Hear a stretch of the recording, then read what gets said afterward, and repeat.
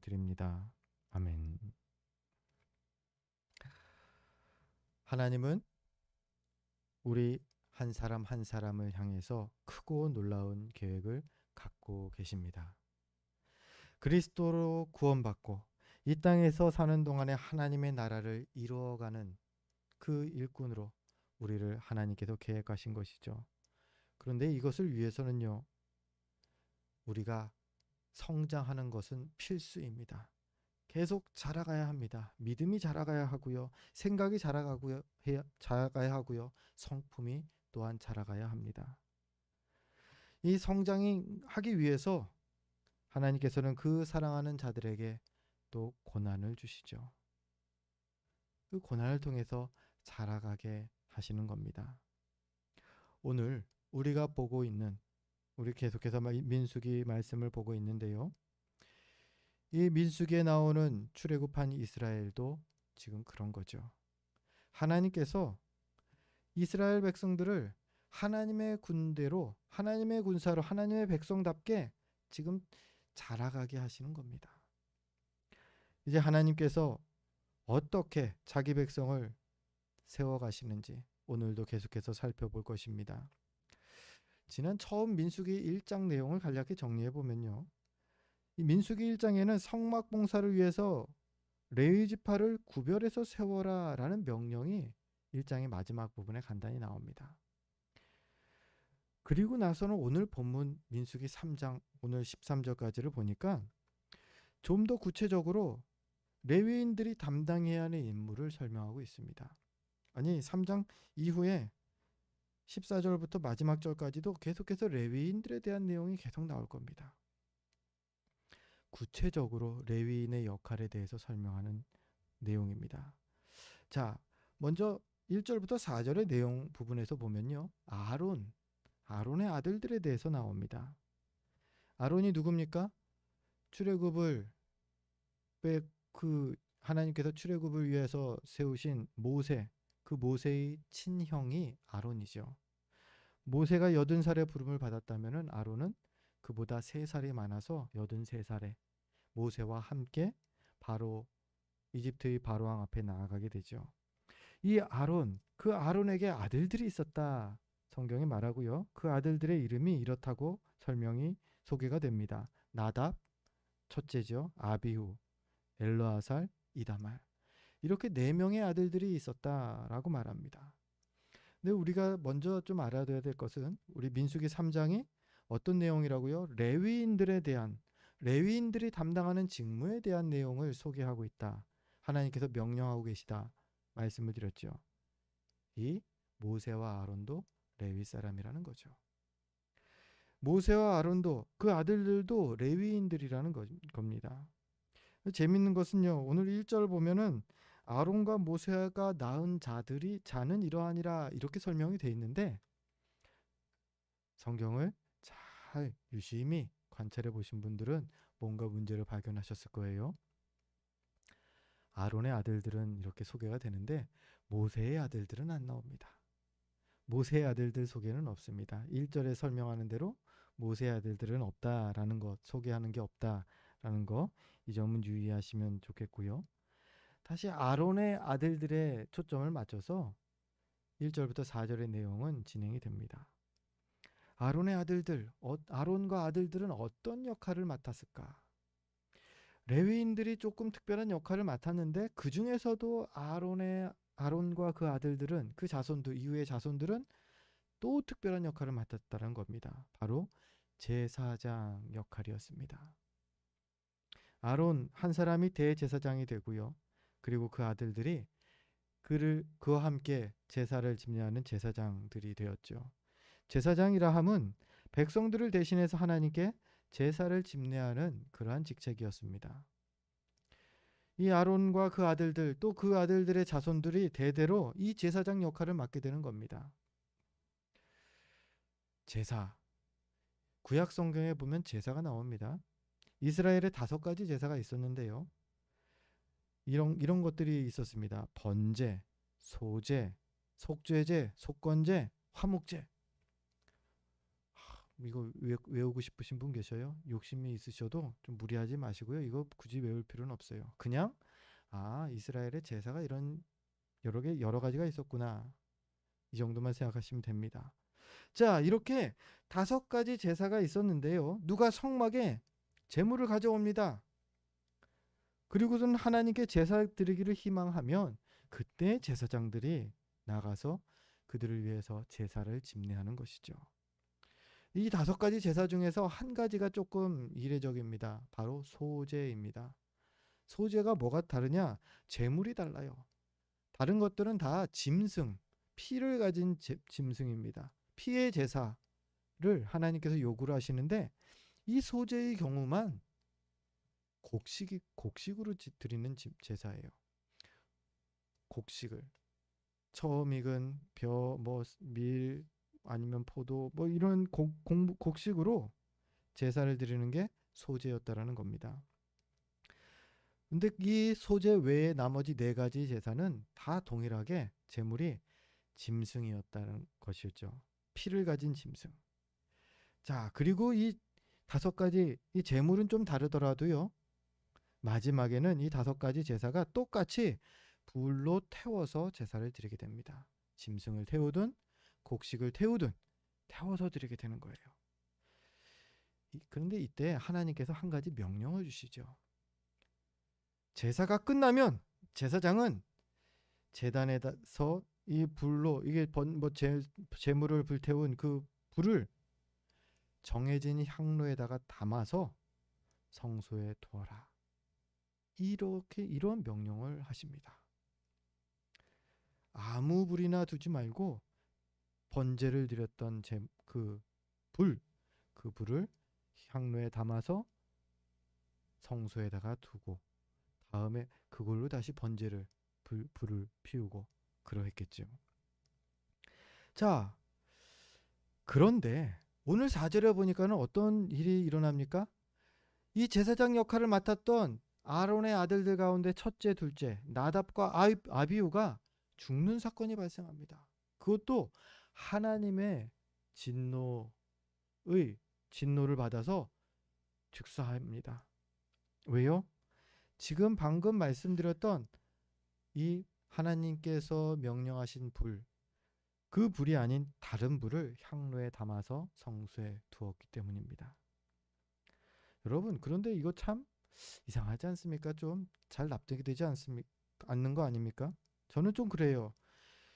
솔직히 성냥으로 불을 피우든 라이터로 불을 피우든 불 피운 그 불은 불 색깔이 다르지도 않고 열이 다른 것도 아니고 이 불 자체는 똑같은 거 아닙니까? 차이가 없습니다. 불은 그냥 불일 뿐입니다. 그런데 오늘 하나님께서는 나답과 아비후가 드린 불을 굳이 다른 불이라고 부르시는 겁니다.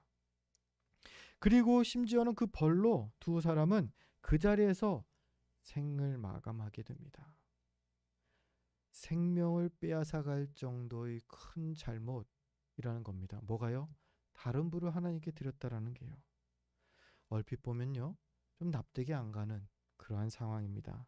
불이면 그냥 불이지 하나님은 왜 다른 불이라고 하시면서 굳이 제사장으로까지 세운 특별한 이들을 벌을 내리실까?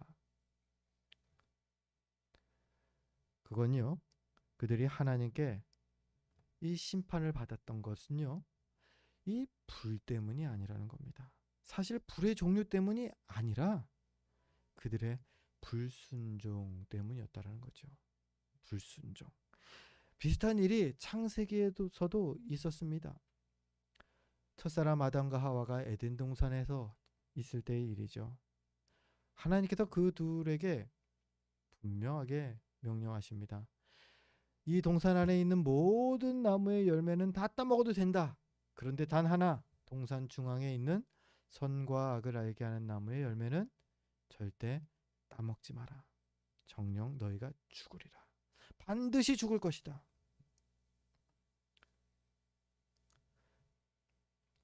그리고 결국은 우리가 어떻게 됩니까? 따먹죠. 그리고 죄가 세상에 들어오고 두 사람은 에덴 동산에서 추방되어서 이제 죄악된 세상 가운데 살게 됩니다. 자, 그런데 여기서 우리가 다들 한 번씩은 이런 그 질문을 의문을 가져봤을 거예요. 왜 하나님은 굳이 선악과를 거기다 두셨을까? 선과 악을 알게 하는 나무 열매 그거 동산 그 에덴 동산에다가 두지 않으셨으면 우리 죄도 안 지었고 항상 하나님과 함께 있었을 텐데 왜 굳이 거기다가 두셔갖고 이런 사단을 만드신 걸까? 우리가 범죄한 건 다 하나님 탓 아닙니까? 하나님 다 알고 계셨을 텐데. 여러분 어떻습니까? 근데 이 부분은요, 우리가 이 앞서 말씀 나눈 그걸로 해석해야 돼요. 하나님께서 나답과 아비후를 심판하신 건 불의 종류 때문이 아니라 불순종 때문이었다. 하나님께서 에덴 동산의 선악과 나무를 이 심어둔 그걸 일부러 두신 이유가 우리의 불순종, 순종하는지 순종하지 않는지 그 명령을 순종하는지를 그것을 보기 위해서라는 겁니다. 선악과를 따먹은 것 자체로 그들이 범타락했고 그들이 그 에덴 동산에서 즉시로 쫓겨난 게 아니라 하나님을 만나죠. 하나님이 찾아오시기 전까지 그들은 계속 에덴 동산에 있었다라는 겁니다. 그러다가 하나님께서 그들을 쫓아내십니다. 바로 이것 순종의 시험이었던 것이죠. 만약에 선악과가 그곳에 없었다고 한다면 하나님은 아마 다른 나무를 말씀하셨을 것 같아요. 자, 여기 사과나무가 저기 있는데 저거 사과나무 먹지 마. 먹으면 반드시 죽게 될 거야. 왜요? 불순종하면 죽는다라는 뜻이지.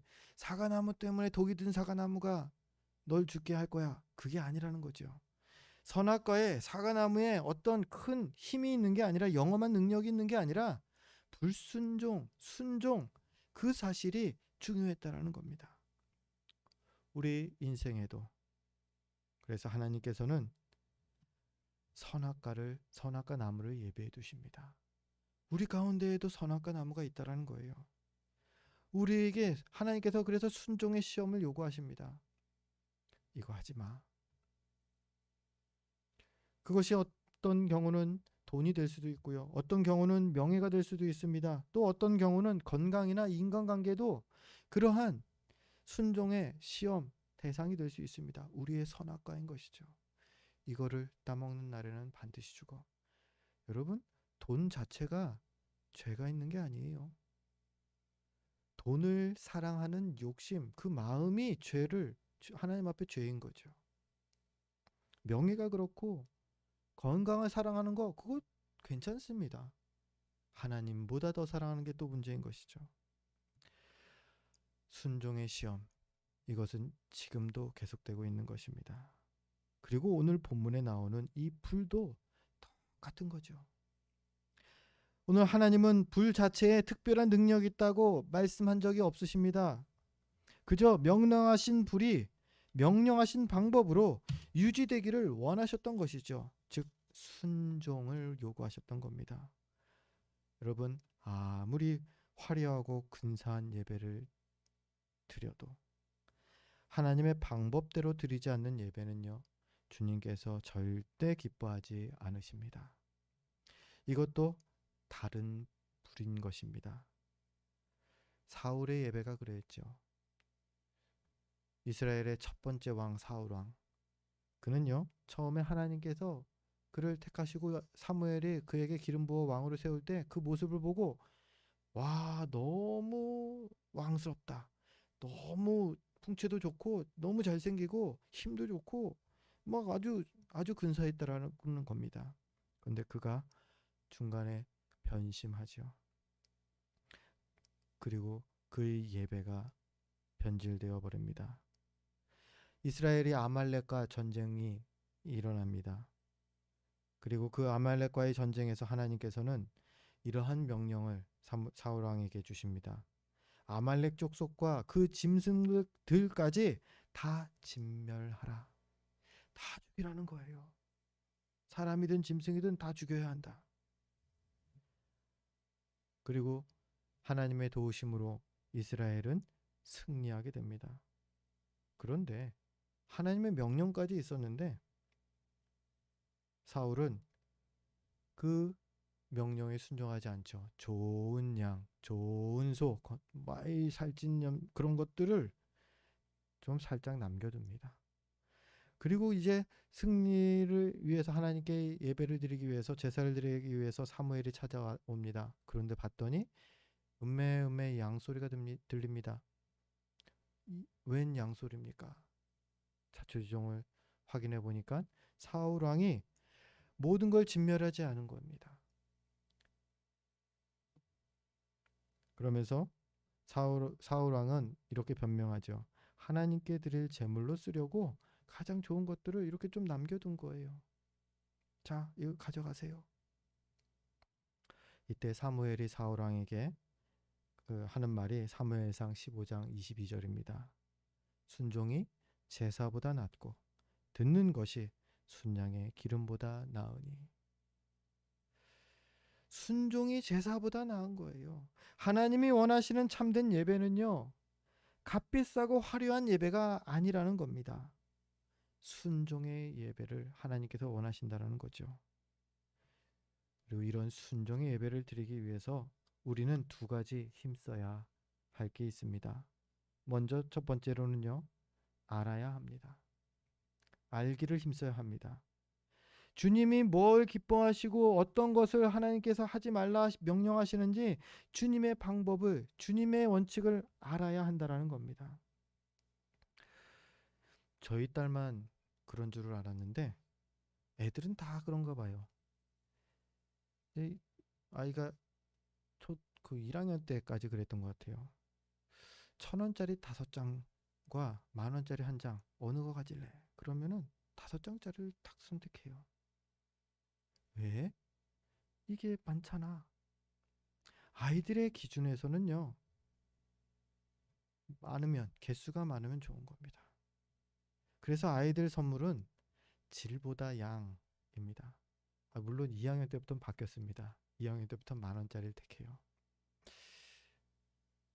아이를 안다면은 아이가 좋아하는 것, 아이의 그 눈높이에 맞춰서 준비하고 아이를 기쁘게 할 수 있다는 거죠. 뭐 이런 분들도 계셔요. 견과류 알러지 있는 분들도 계십니다. 그런 사람한테 만약에 땅콩이나 호두를 많이 갖다 주면서 먹어라 말한다면은 그거는 선물이 아니라 싸움이 되죠. 먼저 우리는 상대방과 그 필요를 잘 알아봐야 합니다. 그래서 그걸 선물해야 환영을 받게 되는 거죠. 주님의 일도 마찬가지라는 겁니다. 주님께서 기뻐하시는 주님의 방법이 뭔지를 먼저 알아야 합니다. 이걸 방해하는 제일 위험한 게 내 생각이고요. 내 방식입니다. 우리는 정말 너무 무식해서요. 주님의 생각을 전혀 헤아릴 수가 없는 존재들입니다. 하나님의 지극히 높으신 지혜로우심을 우리가 짐작조차도 못합니다. 우리는 오직 성경을 통해서 하나님을 알 수 있습니다. 하나님께서 자신을 계시하신 성경을 통해서 하나님을 알아가야 하고요. 그분의 뜻과 방식을 배우는 겁니다. 이 은혜의 성경을 더욱더 가까이 하시는 은혜가 있기를 바랍니다. 두 번째입니다.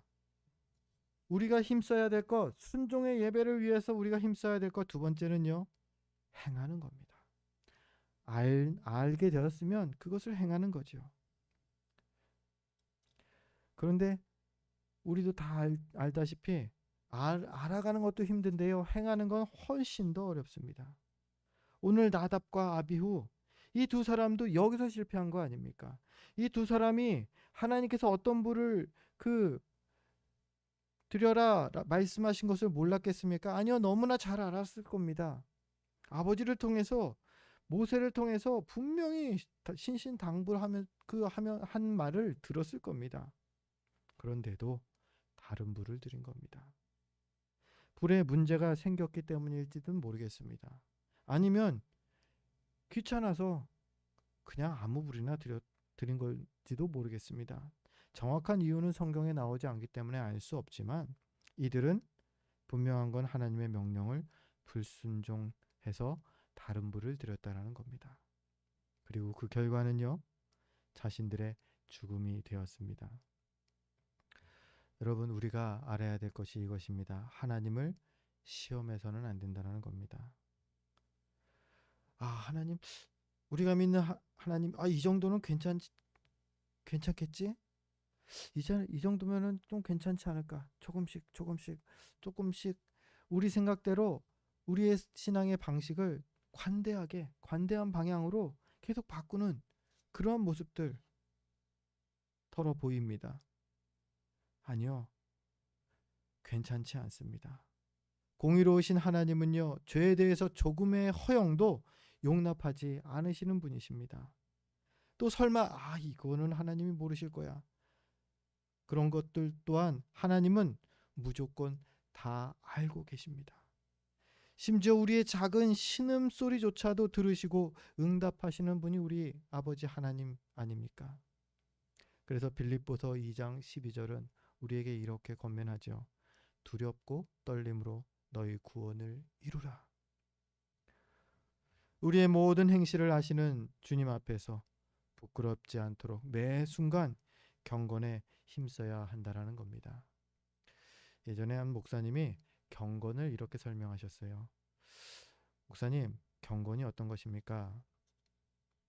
투명한 유리잔에 담긴 물이라고 설명을 하십니다. 투명한 유리잔에 담긴 물, 그게 경건이라는 겁니다. 여러분, 투명한 유리잔에 물이 담겨 있습니다. 그러면은 어떻습니까?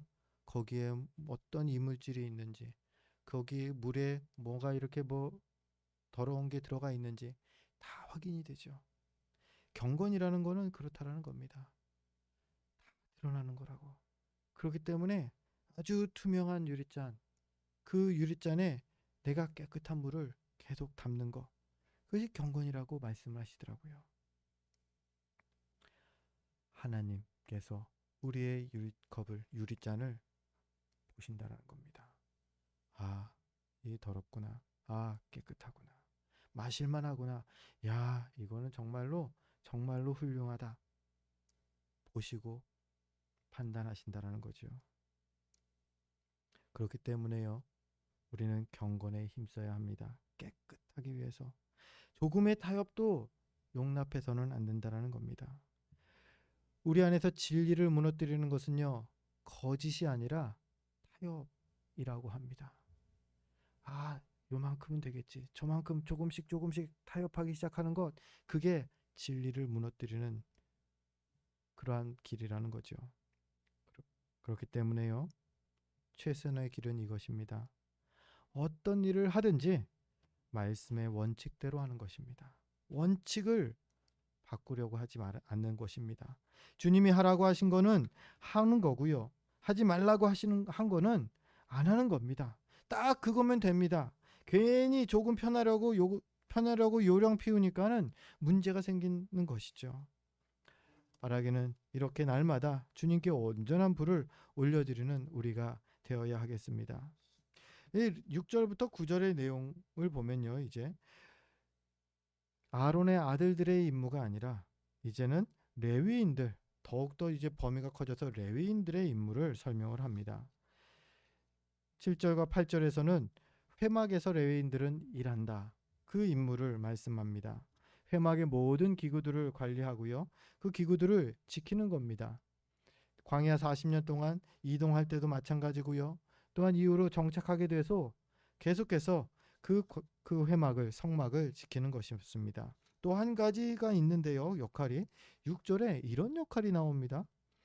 레위 지파는 나아가 제사장 아론 앞에 서서 그에게 시종하게 하라.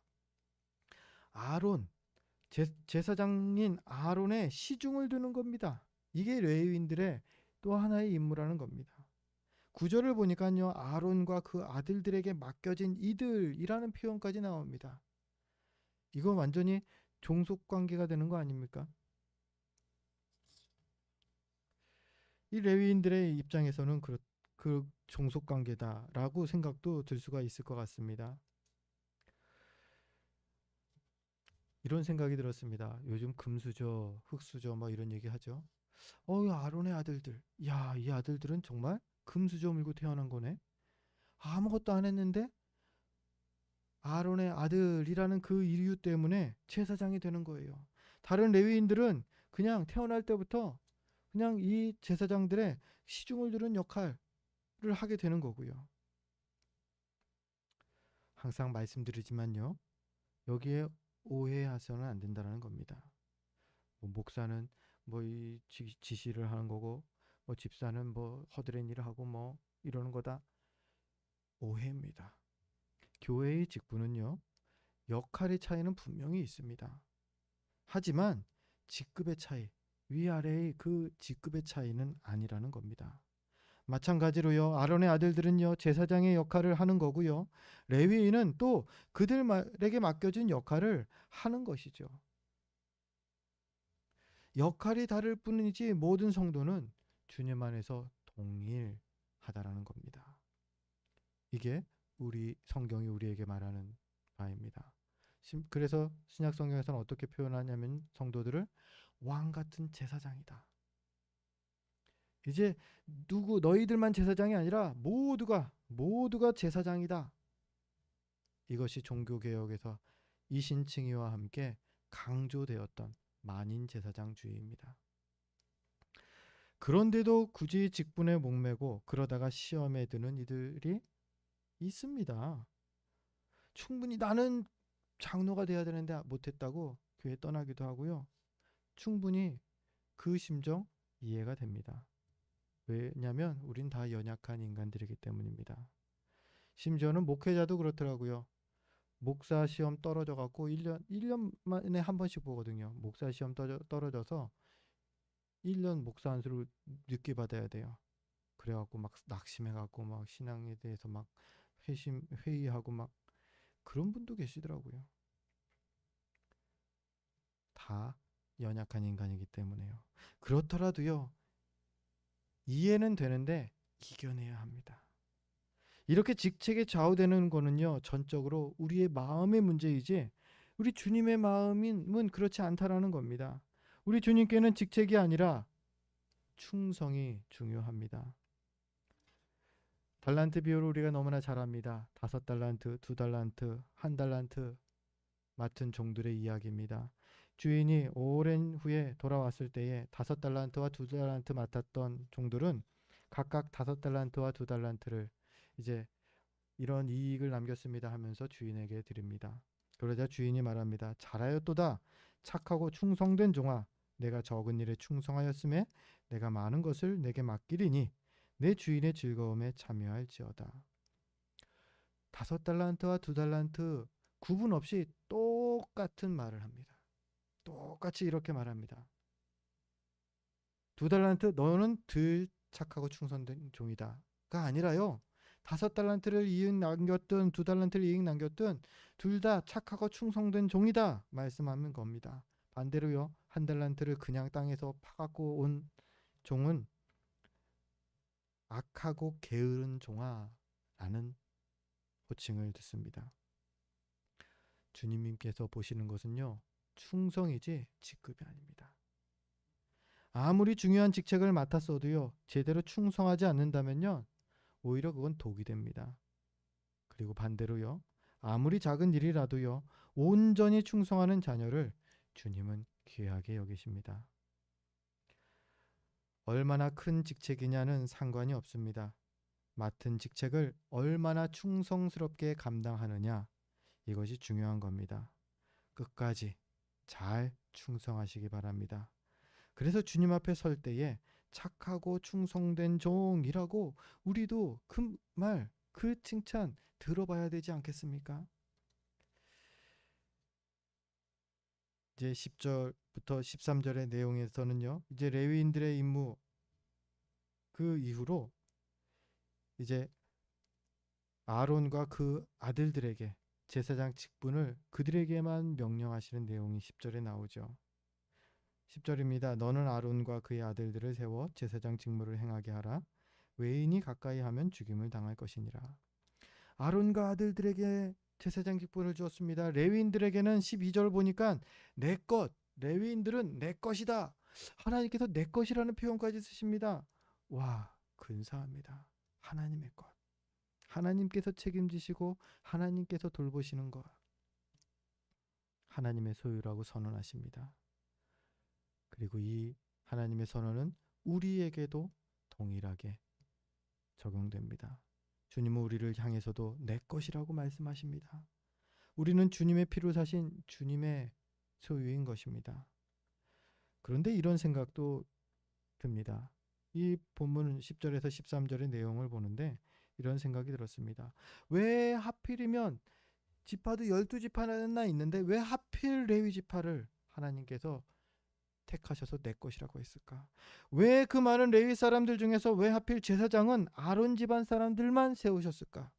왜 하필 수많은 족속들 중에 이스라엘을 택하셨을까?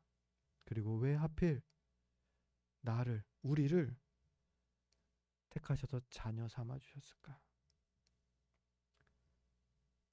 이 질문들의 답은 동일합니다. 바로 하나님의 은혜입니다. 에베소서 1장 5절은 이렇게 증언합니다. 그 기쁘신 뜻대로 우리를 예정하사 예수 그리스도로 말미암아 자기의 아들들이 되게 하셨으니 우리의 믿음과 구원은 하나님 뜻대로 주신 것이랍니다. 거기다가 그 뜻이 주님께서 기뻐하시는 뜻이었다라는 겁니다. 우리를 택하신 게, 우리를 하나님 자녀 삼으신 게 우리가 이 자리에 예배자로 서게 하신 것이 하나님이시고 그것이 하나님께서 그걸 생각할 때마다 기쁘시고 설레셨다라는 겁니다. 우리를 향한 주님의 사랑이 이렇습니다. 우리 주님은 십자가를 지실 만큼 우리를 깊이 사랑하십니다. 그래서 우리의 사는 모든 날 동안 항상 풍성한 은혜를 베풀어 주십니다. 참으로 감사한 일이 아닐 수가 없습니다. 그런데도 이런 사람이 있습니다. 이런 얘기가 있죠. 물에 빠진 사람 건져놨더니 왜 살려냈냐고 따지는 그러한 사람들이 있다고 하죠. 마찬가지로요. 자기 허락도 받지 않고 하나님 택하셨다고 교회 뭐 나오는 믿음 주셨다고 불평하고 원망하는 그런 성도들도 봤습니다. 그런데 이게요. 그 사람이 뭔가 문제가 있어서 그런 거다가 아니라요. 콕 집어서 어느 한 사람 얘기가 아니라 우리 모두가 이렇게 주님의 은혜에 불평할 수 있다는 겁니다.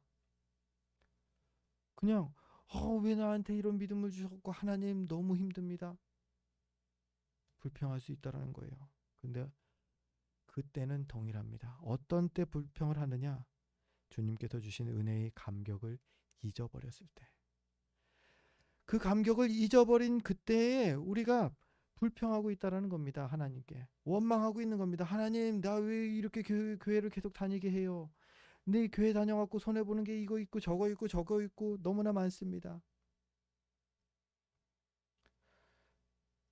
그때 불평하게 되고요. 그 은혜의 감격을 잊어버릴 때에 다른 불로 예배도 드리고 또 충성보다 직책에 혈안이 되어서 그 일을 하게 된다라는 겁니다. 누가요? 우리가 다 그럴 수 있다라는 겁니다. 목사인 저도 마찬가지라는 겁니다. 그렇기 때문에 성경은 우리에게 당부하죠. 말씀과 기도로 항상 깨어있기를 힘쓰라고요. 그래야 깨어있어야 은혜가 은혜인 줄 알고요. 감사할 수 있는 겁니다. 바라기는 우리 세움교회 모든 식구들이 말씀으로 또 기도로 깨어서 주님 베푸시는 은혜의 감격 속에서 늘 거하시는 저와 여러분 되시기를 주의 이름으로 축원드립니다. 기도하겠습니다. 거룩하신